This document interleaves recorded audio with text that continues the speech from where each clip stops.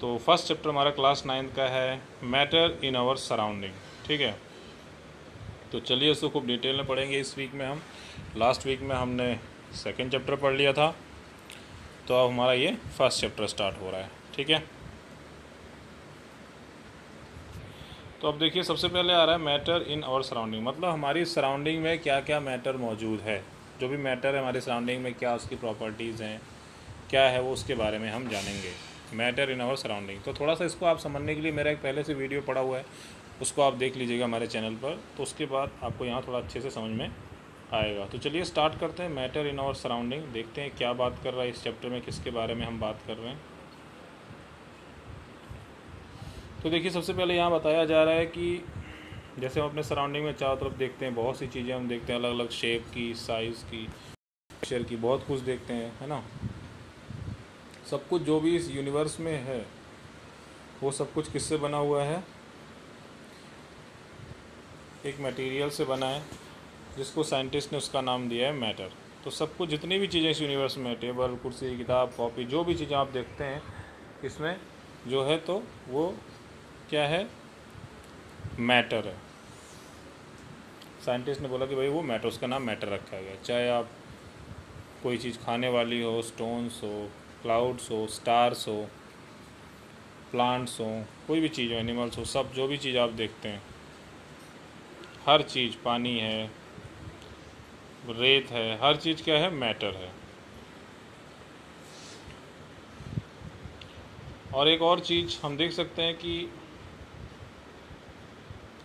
सभी चीज़ें जितनी बताई गई हैं ये सब क्या, कुछ ना कुछ स्पेस लेती हैं, कुछ ना कुछ इनका वॉल्यूम होता है और कुछ ना कुछ इनका मास होता है। ठीक है, यानी कि मैटर जो होता है वो कुछ ना कुछ स्पेस ऑक्यूपाई करता है, कुछ ना कुछ उसका वॉल्यूम होता है और कुछ ना कुछ इनका मास भी होता है। ठीक है, तो ये हो गया मैटर, जो कुछ स्पेस होता है उसका, जिसका कुछ वॉल्यूम होता है और उसका कुछ मास भी होता है। ठीक है, और पहले से हम जानते हैं हमारी सराउंडिंग में जितनी भी चीज़ें हैं वो, जैसे इंडियन फिलॉसफी के हिसाब से वो पंच तत्व से बनी हुई हैं, एयर, अर्थ, फायर, स्काई, वाटर। ठीक है, इन सारी चीज़ों से मिलके बनी हुई हैं।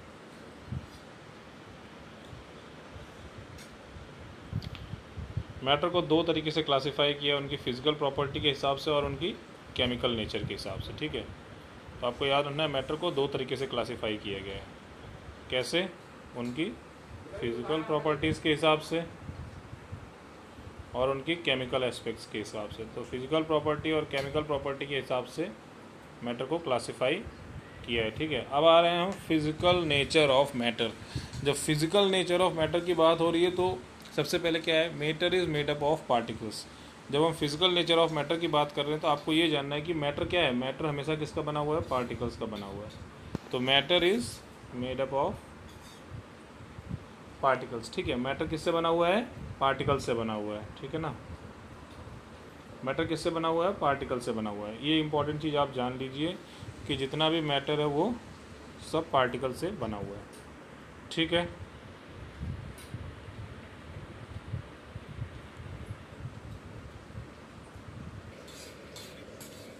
तो स्टूडेंट्स आपको याद रखना है कि मैटर जो होता है वो पार्टिकल्स का बना होता है। ठीक है, और सबसे बड़ी चीज़ यहाँ पर ये है कि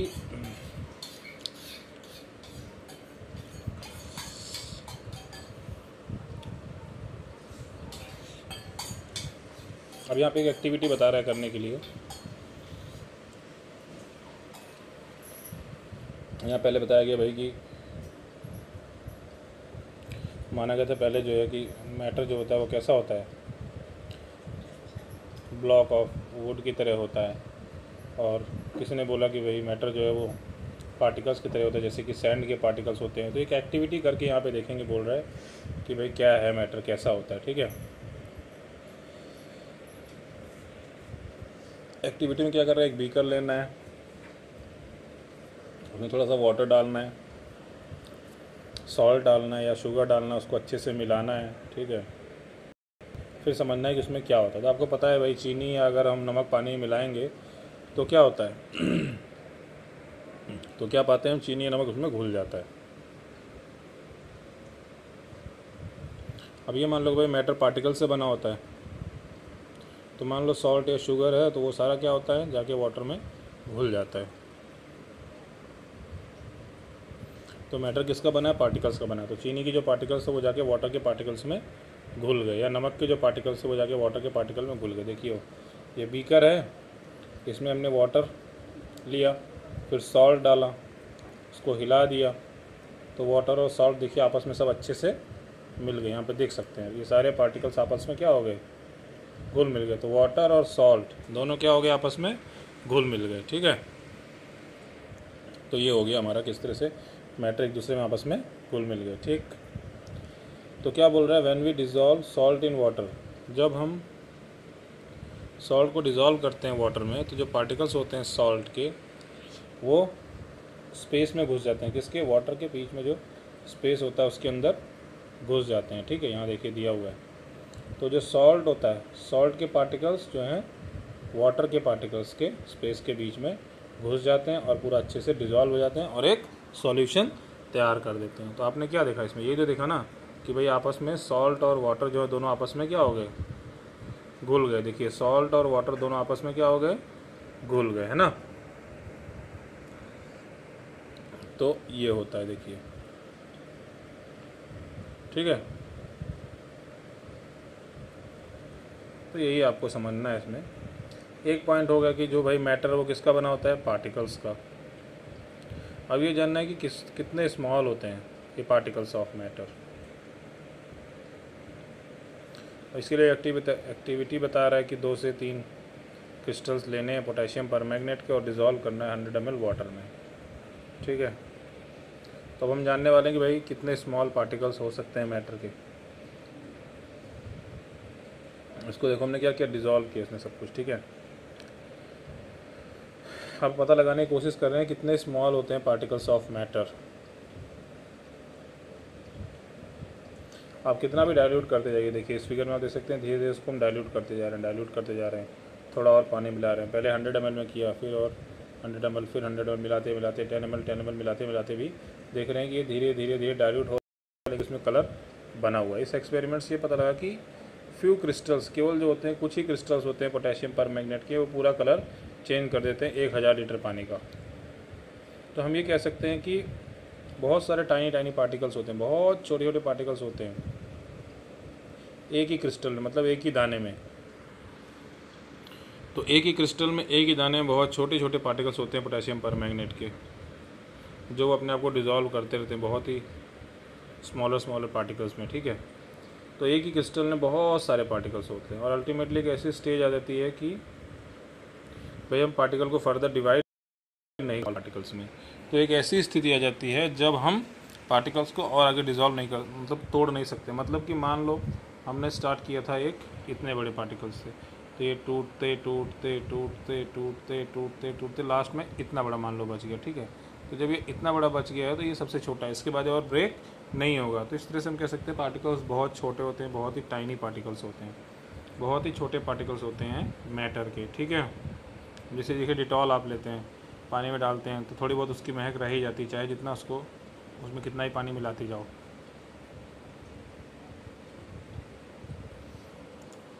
कितना भी डाइल्यूट करो उसको, थोड़ी बहुत उसमें स्मेल रह जाती है। तो इससे हमें क्या पता लगा, जो पार्टिकल्स ऑफ मैटर होते हैं बहुत स्मॉल होते हैं, वो बहुत छोटे होते हैं। ठीक, तो हमने क्या जाना इस एक्टिविटी में कि जो पार्टिकल्स ऑफ मैटर होते हैं वो बहुत छोटे होते हैं, बहुत ज़्यादा स्मॉल होते हैं। ठीक है, तो इसको आपको जानना है अच्छे से कि पार्टिकल्स ऑफ मैटर जो होते हैं बहुत छोटे होते हैं, बहुत ज़्यादा स्मॉल होते हैं।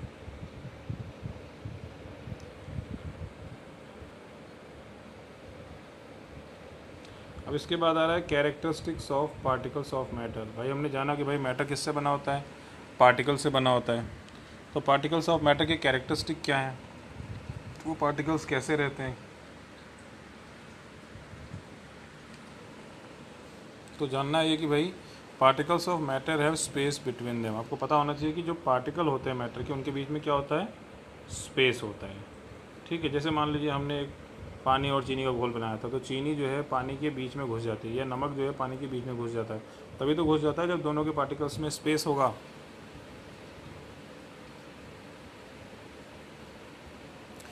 तो क्या होता है कि पानी के जो पार्टिकल्स होते हैं उसके बीच में नमक, नींबू पानी, चीनी जो भी होता है वो सारा घुस जाता है और पूरा उसका टेस्ट चेंज कर देता है। तो हमें ये समझ लेना है कि पार्टिकल्स ऑफ जितने भी मैटर होते हैं उन सभी पार्टिकल्स के बीच में कुछ ना कुछ स्पेस होता है जिसकी वजह से वो एक दूसरे में अच्छे से मिक्स हो जाते हैं। ठीक है, तो क्या होता है उनके बीच में? स्पेस, है ना, ये होता है स्पेस। तो पार्टिकल्स ऑफ मैटर के बीच में स्पेस होता है जिसकी वजह से आसानी से घुल मिल जाते हैं। ठीक है, पहला पॉइंट हो गया कि पार्टिकल्स ऑफ जो मैटर होते हैं उनके बीच में स्पेस होता है। दूसरा बोल रहा है particles of matter are continuously moving. जो पार्टिकल्स ऑफ मैटर होते हैं वो क्या करते हैं? कॉन्टिन्यूसली मूविंग है,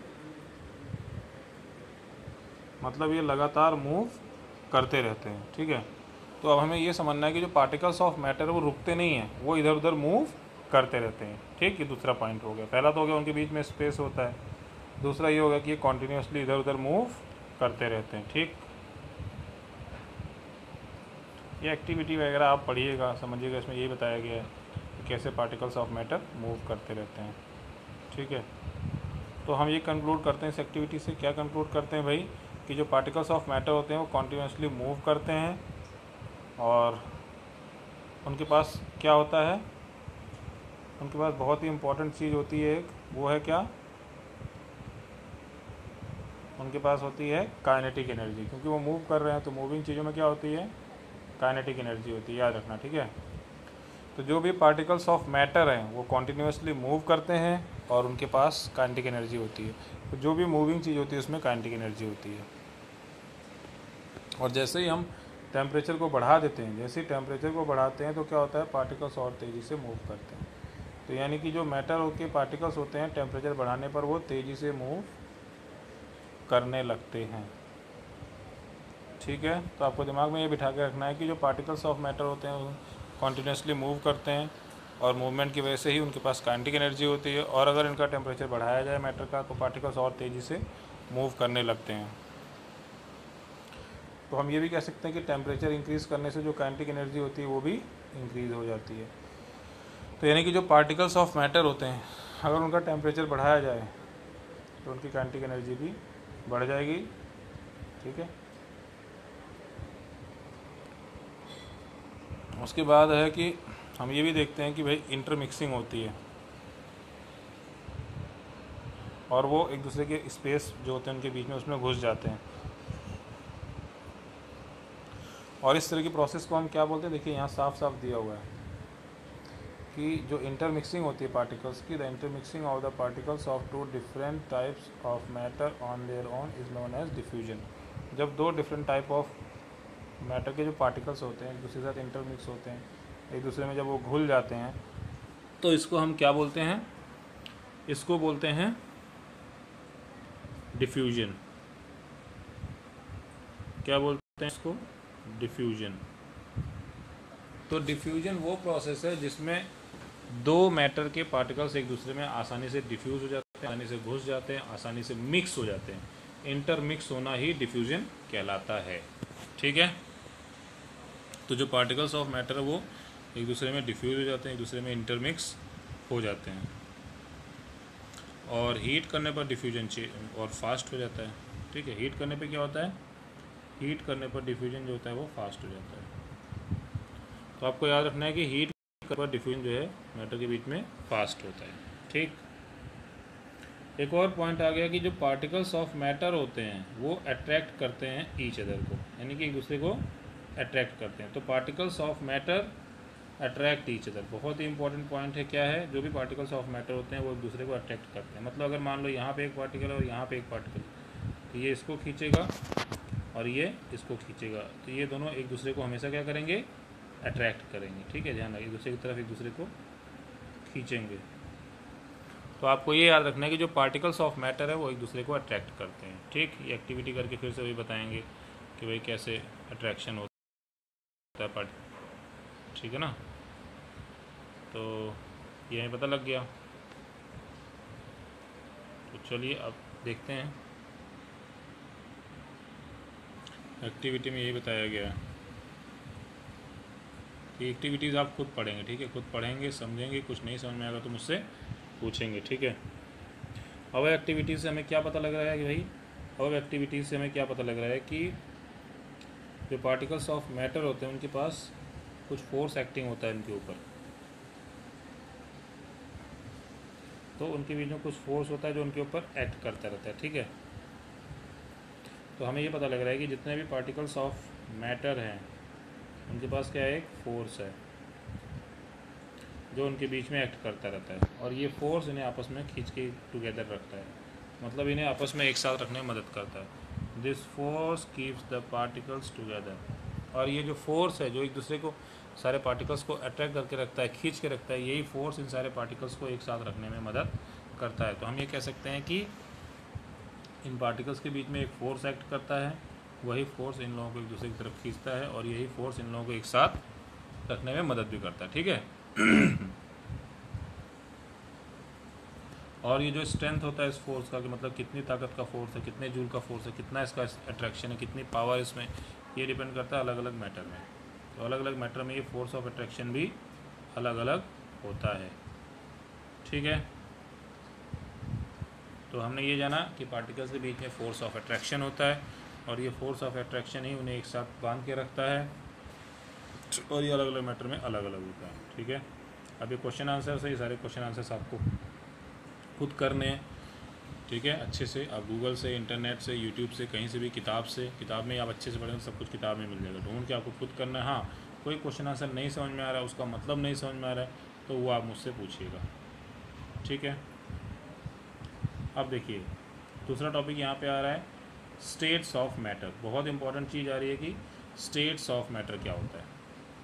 स्टेट्स ऑफ मैटर के भाई वो किस स्टेट में है, सॉलिड है कि लिक्विड है कि गैस है।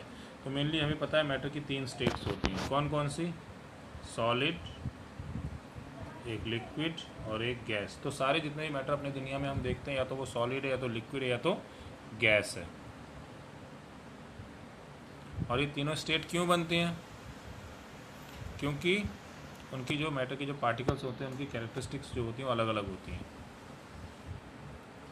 तो characteristics of the particles of matter, ये जो कैरेक्टरिस्टिक्स होता है पार्टिकल्स ऑफ मैटर, ये सबका अलग अलग होता है, इसीलिए इनकी स्टेट्स भी अलग अलग होती है। तो आपको याद रखना है कि जितने भी मैटर है वो मेनली सॉलिड, लिक्विड और गैस में एग्जिस्ट करते हैं, मतलब इन्हीं 3 में एग्जिस्ट करते हैं। और ये कैरेक्टरिस्टिक्स इसलिए इनको मिलता है क्योंकि इनकी जो पार्टिकल्स होते हैं उनकी कैरेक्टरिस्टिक्स अलग अलग होती है, इसलिए ये सॉलिड, लिक्विड, गैस होते हैं। तो सबसे पहले हमारे पास आ रहा है सॉलिड स्टेट। सॉलिड स्टेट में आपको पता है क्या होता है, जो एकदम सख्त होता है, हार्ड होता है, ठीक है। ये एक्टिविटी आप पढ़ लीजिएगा, समझ लीजिएगा। तो आपको यहाँ पे क्या पता लग रहा है कि जो भी सॉलिड स्टेट ऑफ मैटर होता है उसमें क्या होता है, एक डेफिनेट शेप होता है। जैसे मान लीजिए एक किताब है, किताब का देखिए शेप डेफिनेट होता है, उसकी एक बाउंड्री होती है, उसकी एक बाउंड्री फिक्स होती है, उसका एक वॉल्यूम होता है, और उसमें जो कंप्रेसिबिलिटी होती है बहुत ही नेग्लिजिबल होता है, मतलब उसको कंप्रेस करके हम उसका शेप चेंज नहीं कर सकते। क्या हम किताब को दबा के उसका शेप चेंज कर देंगे, नहीं, बहुत थोड़ा बहुत होगा। तो बहुत नेग्लिजिबल कंप्रेसिबिलिटी होती है, मतलब उसको कंप्रेस नहीं किया जा सकता, उसको प्रेशर डाल के उसका शेप चेंज नहीं किया जा सकता, ठीक है। तो ये हो गया कि सॉलिड उसकी होती है, डेफिनेट बाउंड्री होती है, डेफिनेट वॉल्यूम होता है, उसकी जो कंप्रेसिबिलिटी होती है उसमें बहुत ही नेग्लिजिबल होती है, और सॉलिड्स अपना शेप मेंटेन करके रखते हैं। उसको अगर हम थोड़ा बहुत फोर्स लगाएं भी तो भी सॉलिड्स अपना शेप मेंटेन कर रखते हैं। और सॉलिड जो होते हैं ब्रेक तो हो जाते हैं फोर्स में, लेकिन बहुत उनके शेप को चेंज करना बहुत मुश्किल होता है। दे आर रिजिड, सॉलिड कैसे होते हैं, रिजिड, बहुत ही सख्त होते हैं, बहुत ही हार्ड होते हैं, सॉलिड्स हमेशा रिजिड होते हैं, ठीक है।